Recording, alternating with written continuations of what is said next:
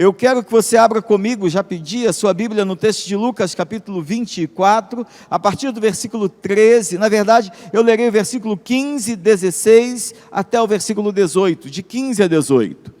O contexto, enquanto você encontra o texto, o contexto de Lucas capítulo 24, é o momento em que Jesus, após ressuscitar, aparece a dois discípulos que estão no chamado caminho de Emaús. Enquanto eles estão caminhando para uma aldeia, Jesus aparece e começa a andar ali ao lado deles, bem ao lado. E enquanto Jesus anda ao lado deles, eles começam a conversar.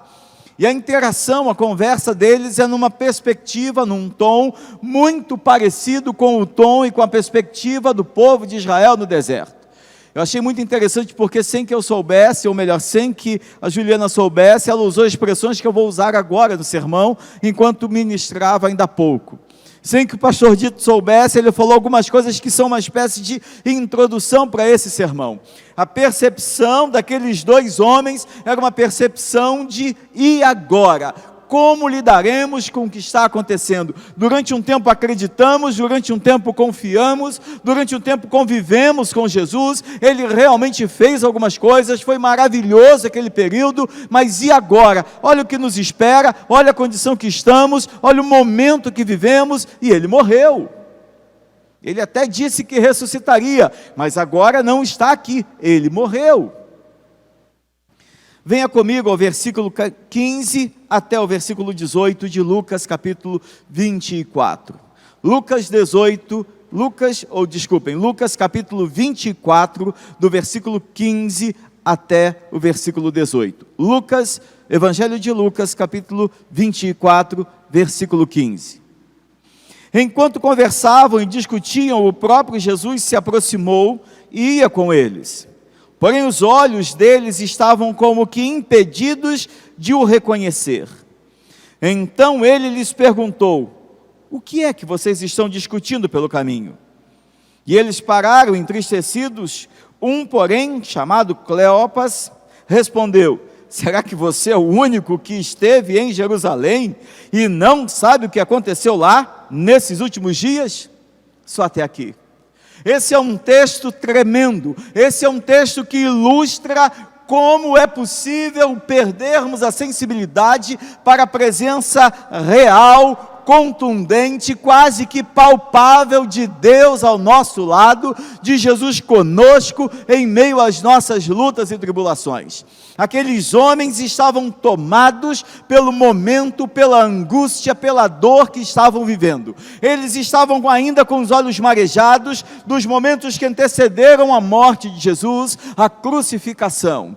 Eles ainda estavam tomados pela emoção da dor, da perda. Eles ainda estavam tomados pela lembrança de anos atrás, ou de meses atrás, quando Jesus ainda estava pregando, expulsando demônios, curando pessoas, operando milagres e multiplicando pães e peixes. Isso ainda orbitava o coração e a mente deles, era isso que eles viam.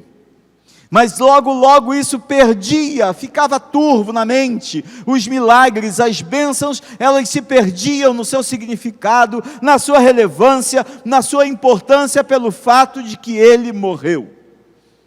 Então eles começam a sair de Jerusalém para Emaús. Enquanto estão andando, Jesus, que também já estava vivo, já havia ressuscitado. Aliás, domingo que vem, vamos continuar esse sermão. O texto será esse mesmo texto que eu e o pastor Dito vamos explorar um pouco mais, para trabalhar os aspectos da ressurreição e as implicações dela. Ok? Domingo que vem às 6 da manhã, culto da ressurreição, será lá no pátio, como já foi anunciado. Faça o seu agendamento. Mas Jesus ia com eles, na direção de Emaús. Na verdade eles iam, Jesus meio que dá uma corridinha, chega perto: e aí gente, tudo bem com vocês? Ao invés de eles dizerem: uau Jesus, que bom, o Senhor voltou.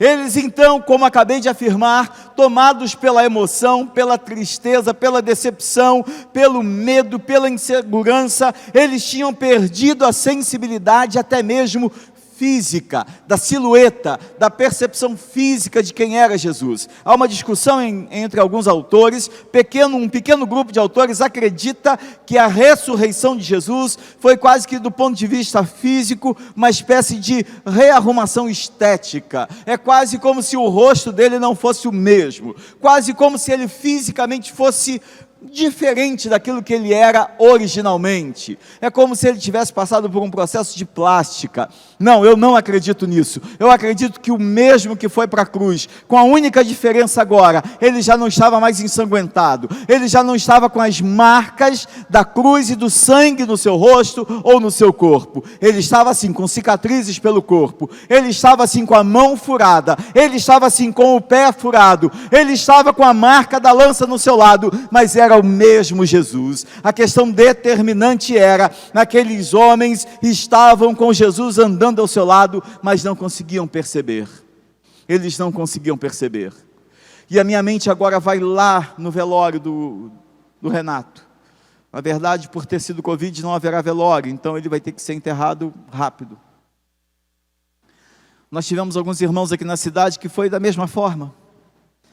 Na terça-feira, a mãe do irmão Michel, nós estivemos no cemitério.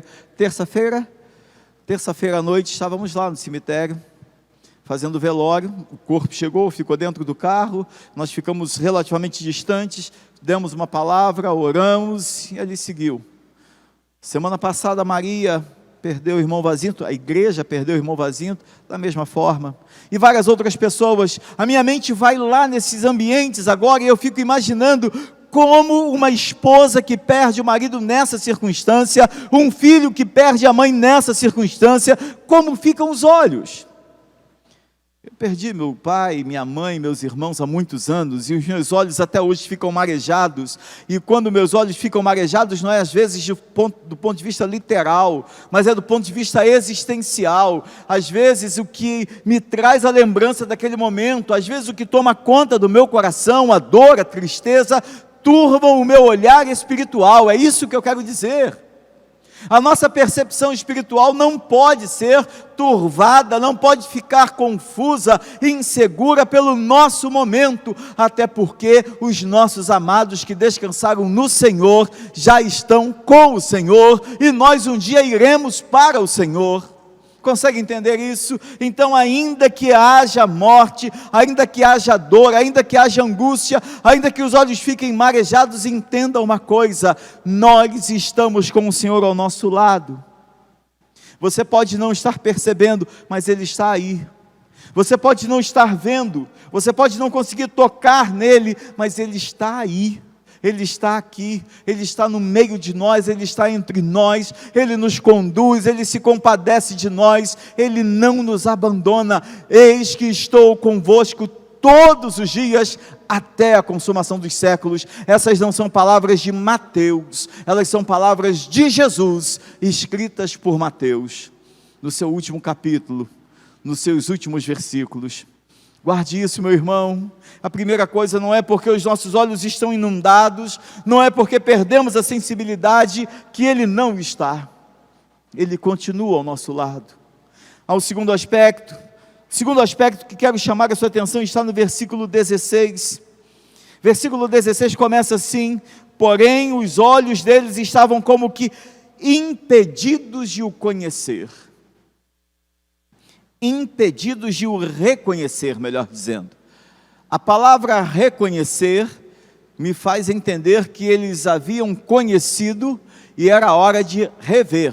Eles já haviam visto e estavam vendo novamente. Então o que eu já vi, quando eu vejo novamente, eu não tenho dificuldade de identificar. Particularmente tenho muita facilidade, quando vou a um lugar pela primeira vez, ainda que seja à noite, se eu tiver que voltar àquele lugar semanas depois, meses depois, é muito difícil eu me perder. Não preciso de GPS, de bússola, nada disso. Eu tenho uma capacidade de identificação visual muito grande, graças a Deus. Então não é difícil para eu reconhecer os ambientes e alguns lugares. Não deveria ser difícil para aqueles homens que por aproximadamente 3 anos viveram e conviveram com Jesus. Alguns deles aqui carregaram os cestos da multiplicação de pães e peixes. Outros, quem sabe, tenham sido empurrados pela mulher do fluxo de sangue, olharam para a mulher e olharam para Jesus e viram Jesus curá-la. Talvez alguns deles tivessem ido com Jesus à casa de Jairo. Talvez outros tenham ido com Jesus à casa de Lázaro. E lá consolaram Maria. E lá depois saíram para ressuscitar Lázaro. Talvez alguns deles estivessem sentados enquanto, aqui mesmo em Lucas capítulo 15, capítulo 16, Jesus começava a contar parábolas e eles ouviam. E eles olhavam. Eles reconheciam Jesus. Se porventura Jesus na sua adolescência teve alguma queda e teve alguma cicatriz no braço, no rosto, porque se machucou quando criança, eles certamente reconheciam.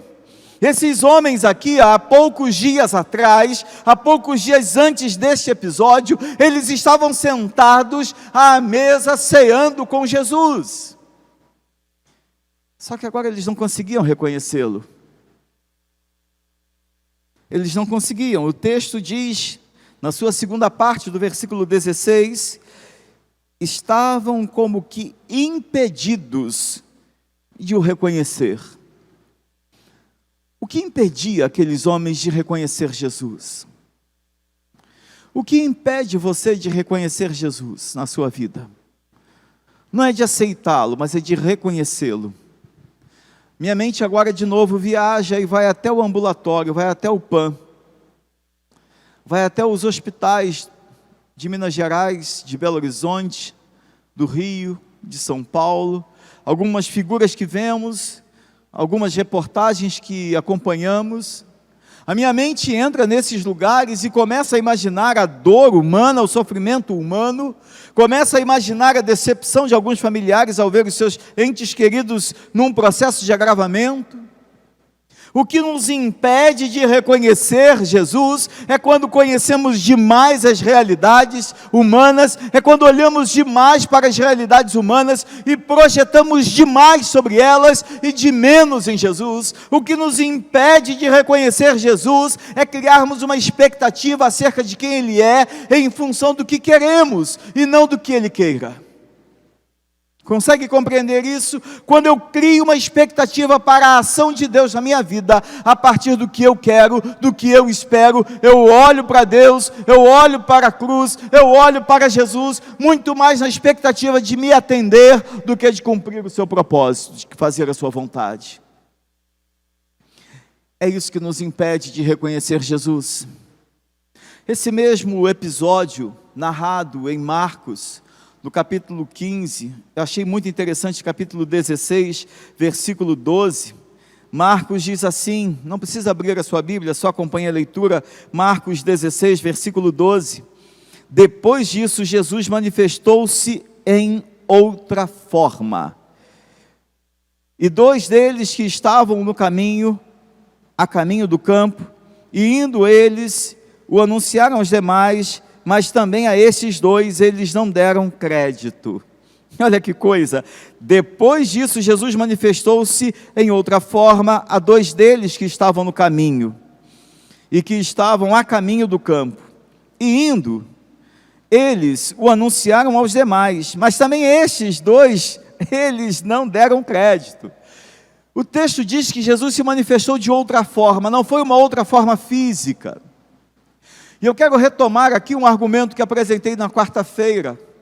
Quarta-feira no culto de oração, enquanto pregava, baseado num outro texto, eu chamei a atenção para o fato de que é tempo de reconhecermos a Deus e entendermos o que Ele está fazendo. Existe um agir novo de Deus, existe um mover novo de Deus. Não há necessidade de uma reinterpretação da Bíblia, não há necessidade de uma mudança teológica, eclesiástica, mas há sim necessidade de uma reformulação na minha forma de olhar para Deus. Eu preciso entender que Deus continua sendo Deus quando há morte, Deus continua sendo Deus quando há enfermidade, Deus continua sendo Deus quando há desemprego, e essas coisas acontecem sim.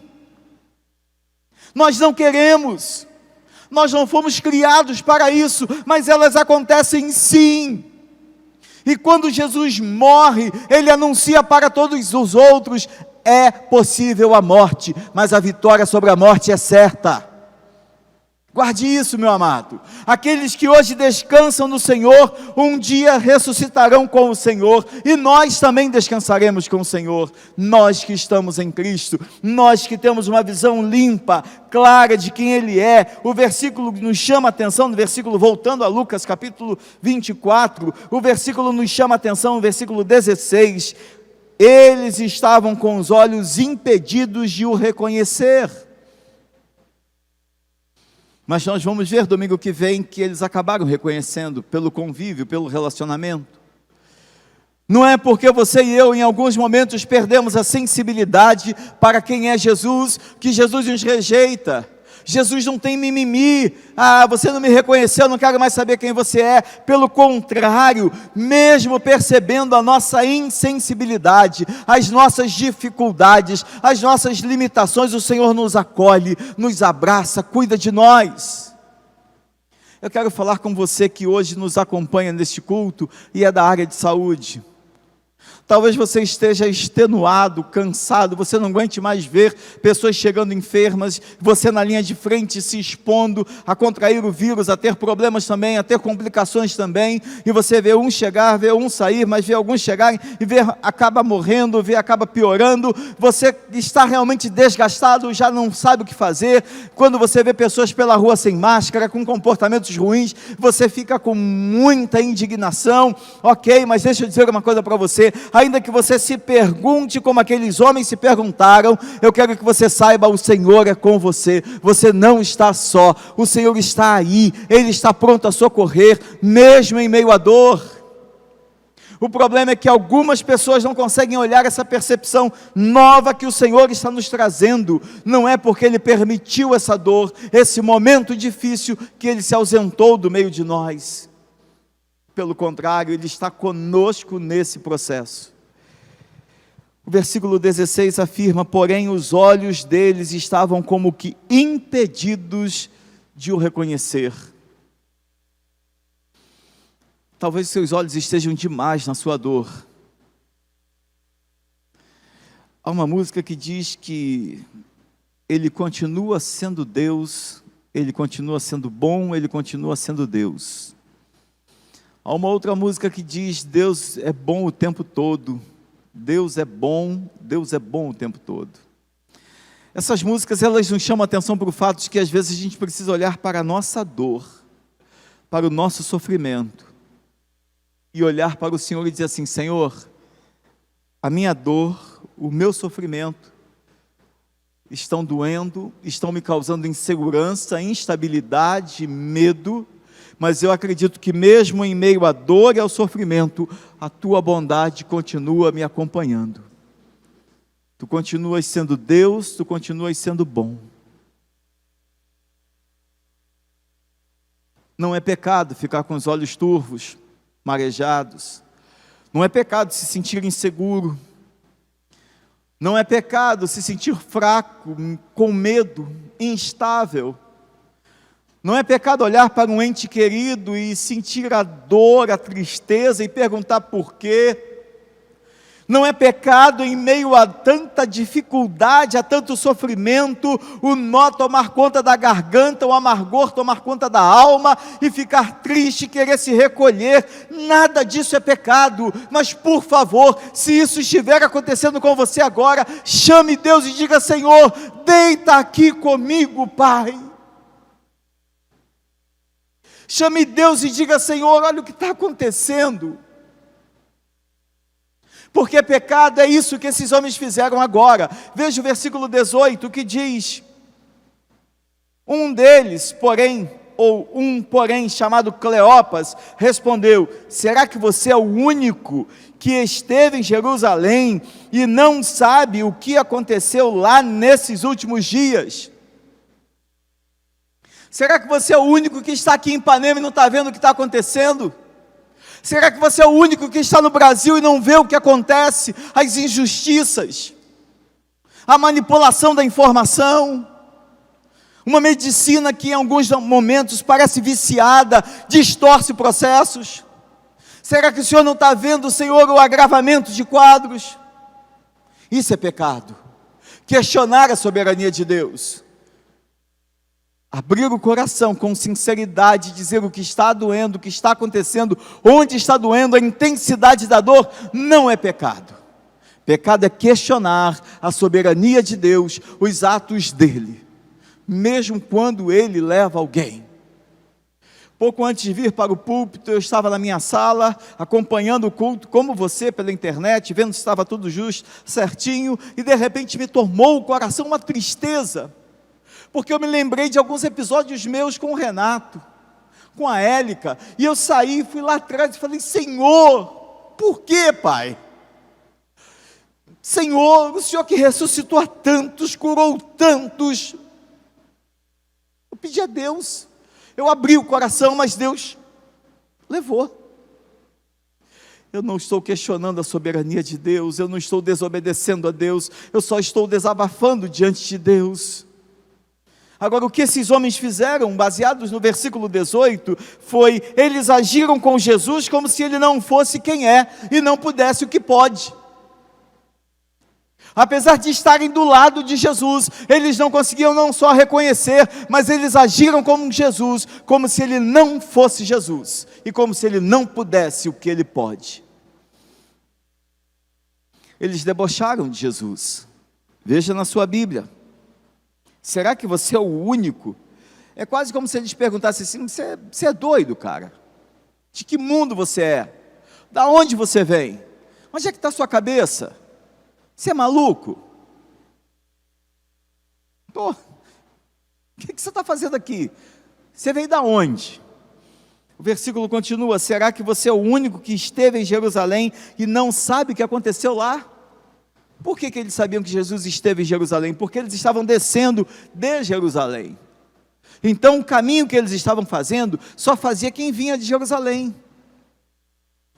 E era uma situação tão comentada naquele ambiente, era algo que era tão falado naquele momento, que não tinha como alguém não saber.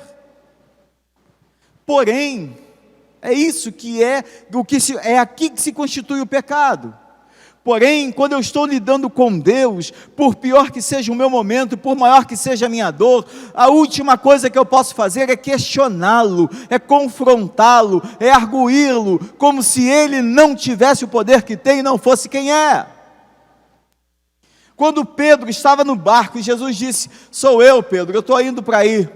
Pedro falou: olha, se é o Senhor mesmo, me manda ir ter contigo sobre as águas. E Jesus falou: vem. E ele foi. Ele não questionou Jesus, ele não confrontou, ele se expôs a uma situação de milagre sobrenatural, e ele foi. Quando o mesmo Pedro estava pescando, depois de uma noite inteira, não pegou nada, e Jesus falou assim: você pode me emprestar seu barco? Eu preciso conversar com o pessoal aqui, traz seu barco até aqui. Pedro olhou e falou: mas Senhor, estou cansado, a noite toda. Tá bom, usa aí o barco. E Jesus então usou o barco, pregou, ensinou, fez e aconteceu. Quando acabou, Jesus falou assim: agora podem pescar, joga a rede para o outro lado. Senhor, você não está entendendo, o cansaço, a rede já está dobrada, tudo lavadinho, isso dá um trabalho. Deixa eu explicar um negócio para o senhor. A gente pescou a noite toda. Não joguem a rede para o outro lado. Qual foi a resposta? Não, nós não vamos jogar. Você não sabe o que está acontecendo aqui não, Senhor? Vai para casa.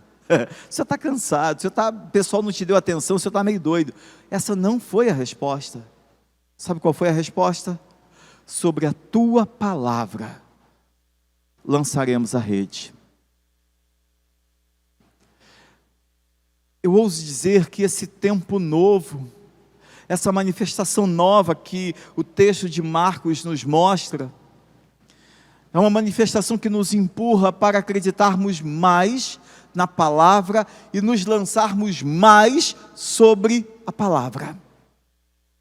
A gente se lança sobre possibilidades humanas. A gente olha quanto tem na conta e acha que é isso que é o nosso amparo.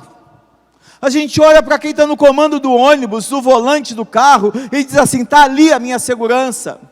A gente olha para o network, o grupo de amigos, de pessoas que nos cercam e imaginamos, não, fulano de tal é meu amigo, é político, ciclano, fulano de tal é diretor disso e daquilo, Beltrano é isso e aquilo, ciclano é isso e aquilo. Eu tenho um bom número de amigos e me amparo neles, em nome de Jesus. Todos eles falharão com você um dia, e escreva o que eu estou lhe dizendo: quem fica pedindo favor, fica devendo favor. Agora, quem olha para Jesus como Ele é, crendo no que Ele pode, não deve favor. Quando Jesus ouviu aqueles homens, nós vamos continuar o sermão, como disse, semana que vem, domingo pela manhã, mas quando Jesus ouviu aqueles homens, eu imagino Ele olhando para o céu dizendo: Pai, como esses caras são duros de coração. É a sequência do texto, inclusive. Como eles são duros de coração, são nécios, são tardios. Eles estão me tratando como se eu fosse um lunático, como se eu fosse alguém fora de órbita, mas na verdade é eles que estão tão apegados às circunstâncias que perderam a noção de quem eu sou. E com essa afirmação eu quero terminar a minha reflexão. O nosso apego às circunstâncias nos faz perder a noção de quem Deus é e do que Ele pode, de quem é Jesus e do que Ele pode. E depois de um tempo, nem aquilo que nos apegamos e nem Jesus. Agora, quem não perde a noção de quem é Jesus e do que Ele pode, independente da circunstância que esteja vivendo, viverá e desfrutará do novo de Deus. É indiscutível que é um tempo novo. É indiscutível que há um novo normal. Como se fala por aí no meio dos políticos, no meio dos analistas políticos, dos analistas na medicina, é um novo normal. Há quem afirme que nós vamos ter que conviver com o vírus pelo resto da nossa história. Há quem diga que ele realmente será um dia exterminado, como foram as pandemias ao longo dos séculos, ao longo da história da humanidade. Não me interessa saber isso, de fato, nesse momento, isso para mim não é relevante. A relevância para mim é perceber o tempo todo quem é Jesus, como lidar com o que Ele permitiu acontecer. O seu desafio, o meu desafio nesse momento, é olhar para a nossa dor, é olhar para o nosso momento, é olhar para as nossas impossibilidades, crendo que de maneira soberana o Senhor agirá. Não estamos só. Crendo que de maneira soberana isso passará. Nós precisamos aprender a lidar de uma outra forma com a morte. Eu não sei se eu lido, até por uma questão de prática pastoral, lido muito mais do que eu gostaria com a morte. A morte de meus entes queridos não foi fácil e até hoje ela não é fácil de ser superada. A morte de algumas ovelhas, elas nos causam muita consternação, dor, tristeza, saudade por muito tempo. A morte de sonhos e possibilidades também nos abalam bastante, nos fazem redimensionar a vida, reorientar os passos. Mas deixa eu dizer uma coisa para você. Nesse novo momento, a vida exige de nós um desprendimento maior daquilo que é palpável e um apego maior àquilo que é espiritual. É tempo de perceber que apesar de todo sofrimento e dor, o Senhor está conosco. É tempo de retomar a sensibilidade. É tempo de limpar as suas lágrimas. É tempo de entender que nós ainda temos muito chão pela frente. Algumas pessoas muito preciosas ficaram para trás. Foram chamadas pelo Senhor. Parece que as nossas forças se vão com elas. O Senhor nos renovará. O Senhor nos colocará de pé. A exemplo do que Jesus fez com aqueles homens, Ele faz conosco nesta noite. Não tem problema não, filho. Eu sei que você está fraco. Eu sei que seus olhos estão lá na dor. Eu sei que você está achando que você está lidando com alguém que não é quem é e que não pode o que eu posso. Mas eu vou mostrar para você quem eu sou e o que eu posso. Fica calmo, eu estou no controle. A minha mão, a minha destra fiel te sustentará. Eu estou com você, você não está só. Talvez sejam estas as palavras de Jesus para você que me acompanha agora. Talvez seja exatamente isso que você mais precise. Olhando ao redor da sua casa, da sua família, talvez seja esta a sua maior necessidade, perceber que apesar das suas limitações, apesar da circunstância, apesar dos olhos marejados e não conseguir vê-lo, Ele está com você. O Senhor esta noite diz para você, mesmo você não me vendo, mesmo você não me percebendo, mesmo você me questionando, eu estou ao seu lado. Eu caminho com você. Pode chorar, pode se derramar diante de mim, pode suspirar. Você não tem o que falar? Eu consigo ver no fundo do teu coração e da tua alma, a tua dor, o teu medo, a tua insegurança. Eu estou aqui. Você não está só. Você aprendeu a olhar para tanta coisa e achar que essas coisas traziam para você segurança, estabilidade? Pois bem, eu sou a tua estabilidade, eu sou a tua segurança. Eis que estou convosco todos os dias. Eu te sustento, eu te amparo, eu te seguro. Que mal o homem pode te fazer? Eu é quem cuido de você. Eu olho para você como a menina dos meus olhos. Quando eu te criei, eu disse que tudo era bom, mas depois que eu criei você, eu disse que era muito bom. Aliás, você é tão importante para mim que eu, olhando para você, quando você nasceu, eu soprei no seu nariz o fôlego da vida. Você carrega algo dentro de você que é meu. Você é meu. De forma alguma, de maneira alguma, lançarei fora todo aquele que vem a mim. Vinde a mim, vinde a mim, todos vós que estáis cansados e sobrecarregados, e eu vos aliviarei.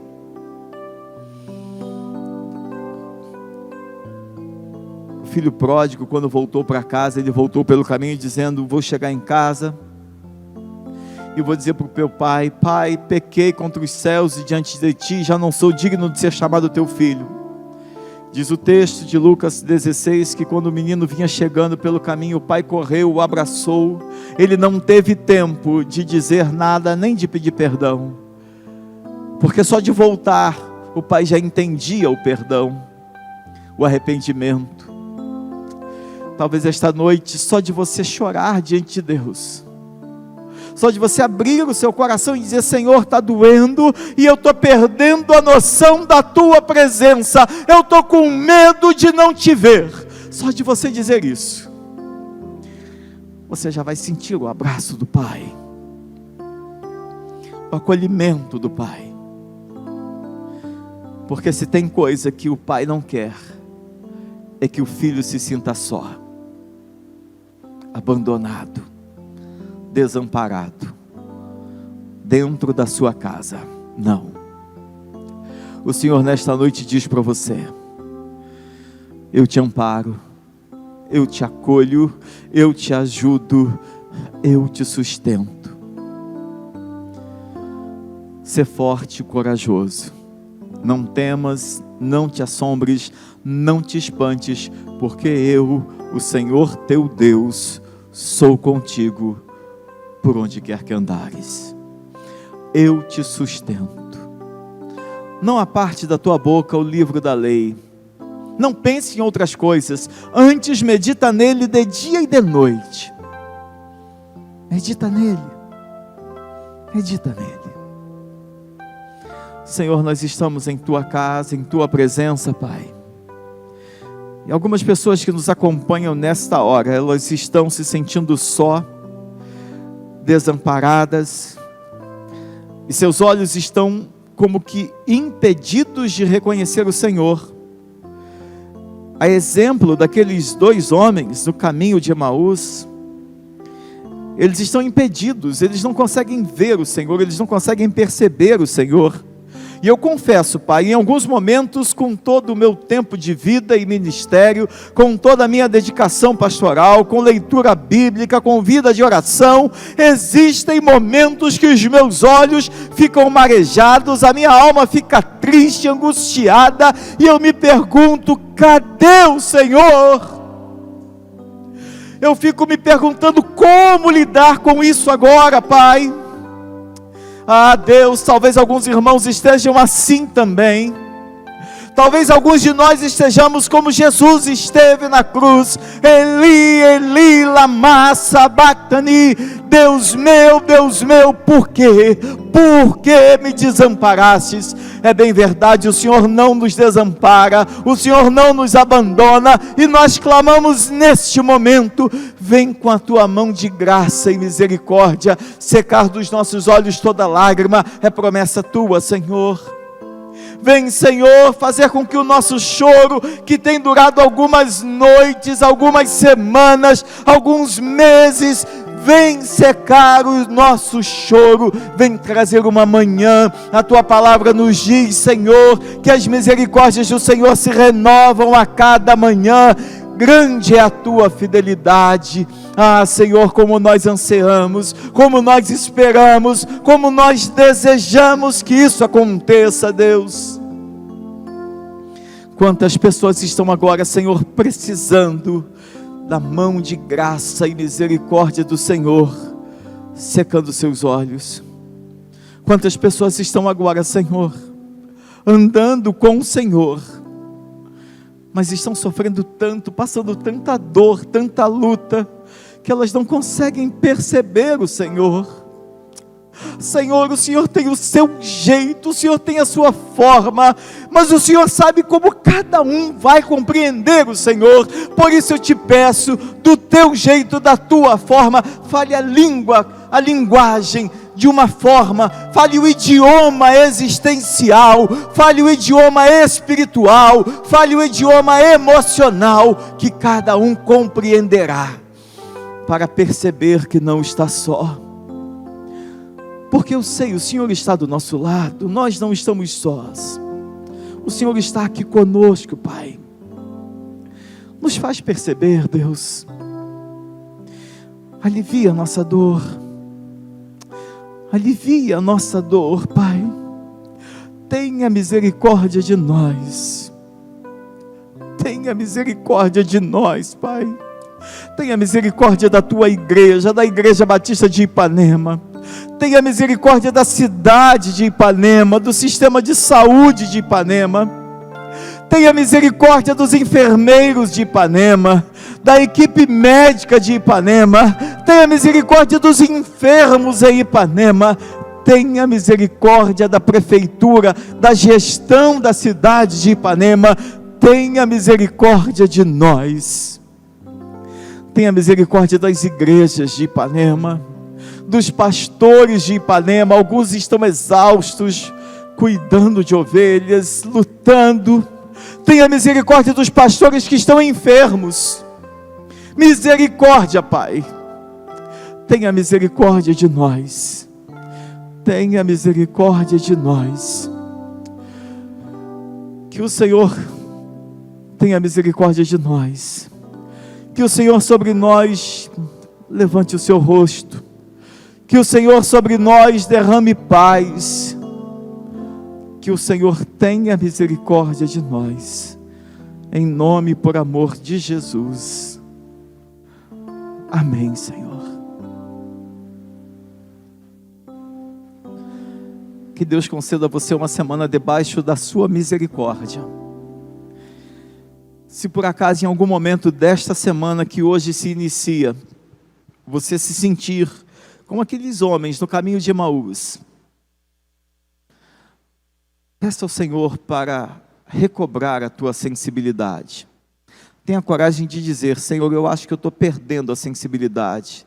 É tanta dor, é tanto problema, é tanta luta, que eu acho que eu estou deixando de ver o Senhor aqui.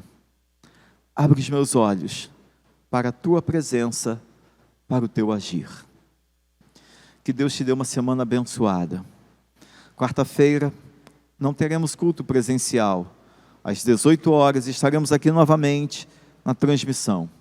Domingo pela manhã, sim, culto da ressurreição, culto de Páscoa, culto da ressurreição às 6 da manhã, lá no pátio. Faça seu agendamento. Domingo às 18 horas, também culto presencial lá no pátio. Faça seu agendamento. Se houver alguma mudança de decreto na cidade, informaremos e suspenderemos o trabalho. Mas a princípio, domingo às 6 da manhã e às 6 da tarde, cultos presenciais, ceia do Senhor com agendamento.